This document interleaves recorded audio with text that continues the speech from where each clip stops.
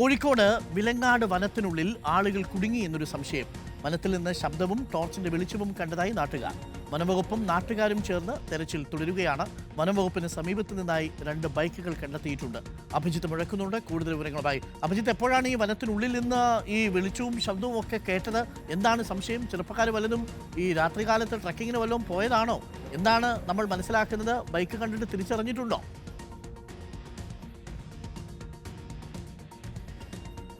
അരുൺ, അല്പസമയം മുൻപാണ് ഈ വനമേഖലയിൽ നിന്ന് ശബ്ദവും ടോർച്ചിന്റെ വെളിച്ചവും ഒക്കെ നാട്ടുകാർ കാണുന്നത്. പിന്നാലെ അവർ ഫോറസ്റ്റ് ഉദ്യോഗസ്ഥരെ വിവരമറിയിക്കുകയായിരുന്നു.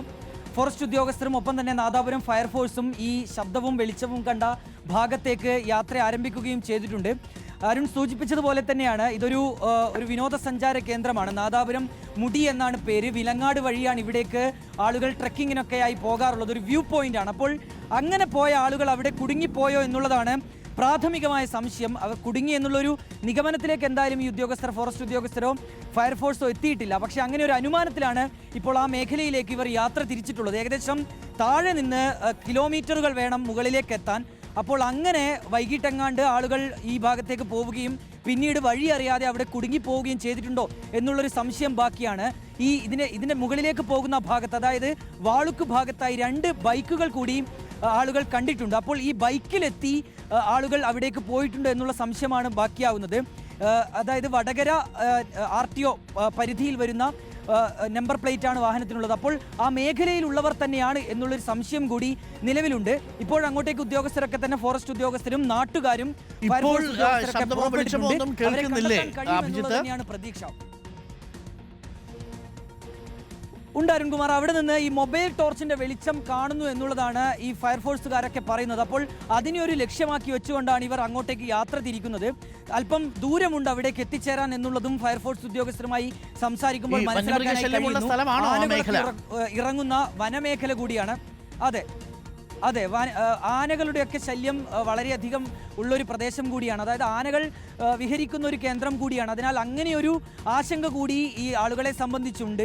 അപ്പോൾ വഴി അറിയാതെ ആരെങ്കിലും കുടുങ്ങിപ്പോയിട്ടുണ്ടോ എന്നുള്ള സംശയമാണ് അവശേഷിക്കുന്നത്. ആദ്യം നാട്ടുകാർ ഒരു ശബ്ദമാണ് കേൾക്കുന്നത്. കരയുന്നത് പോലെയുള്ളൊരു ശബ്ദം കേട്ടു എന്നുള്ളതാണ് ഇവർ ഫയർഫോഴ്സ് ഉദ്യോഗസ്ഥർക്ക് നൽകിയിട്ടുള്ള വിവരം. പിന്നീട് ഫയർഫോഴ്സുകാർ എത്തിയപ്പോഴും മുകളിൽ നിന്ന് ഒരു മൊബൈൽ ടോർച്ചിന് സമാനമായ ഒരു വെളിച്ചം കണ്ടു എന്ന കാര്യം അവരും സ്ഥിരീകരിക്കുന്നുണ്ട്. അപ്പോൾ ഏറെക്കുറെ ആളുകൾ അവിടെ ഉണ്ട് എന്നുള്ള കാര്യം തീർച്ചയാണ്. അപ്പോൾ അവരെ അവിടെ നിന്ന് കണ്ടെത്തുക, തിരികെ കൊണ്ടുവരിക എന്നുള്ളതാണ് ഏറ്റവും പ്രധാനപ്പെട്ട കാര്യം.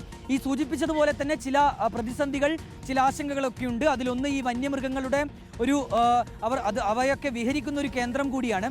അതൊരു പ്രധാനപ്പെട്ട പ്രശ്നമാണ്. അപ്പോൾ അതൊക്കെ കടന്നു വേണം ഇവർ അരികിലേക്ക് എത്താനും അങ്ങനെ ആളുകൾ ഉണ്ടെങ്കിൽ തന്നെ അവരെ സുരക്ഷിതമായി തിരിച്ചു കൊണ്ടുവരാനും.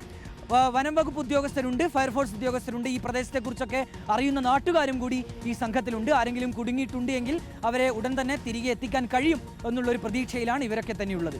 ഓക്കെ, ഇപ്പോൾ പ്രിയപ്പെട്ട പ്രേക്ഷകരെ, അഭിജിത്ത് തത്സമയം സ്ഥലത്ത് നിന്നാണ് വിവരങ്ങൾ നൽകിക്കൊണ്ടിരിക്കുന്നത്. വിലങ്ങാട് വനത്തിലാണ് ഈ 2 ബൈക്കിലായിട്ട് എത്തിയിരിക്കുന്നവരെന്ന് സംശയിക്കുന്നു. കുടുങ്ങിക്കിടക്കുന്നതായിട്ടൊരു സംശയമുണ്ട്. ടോർച്ചിൻ്റെ വെളിച്ചവും ശബ്ദവും ഒക്കെ കേട്ടു എന്നാണ് നാട്ടുകാരും ഫോറസ്റ്റ് ഉദ്യോഗസ്ഥരും പറയുന്നത്. എന്തായാലും തെരച്ചിൽ തുടരുകയാണ്. ആ സമയത്ത് നടത്തേണ്ട ഒന്നല്ലല്ലോ ഈ ട്രക്കിംഗ്. അതിനൊരു സമയവും കാലവും ഒക്കെ ഇല്ലേ?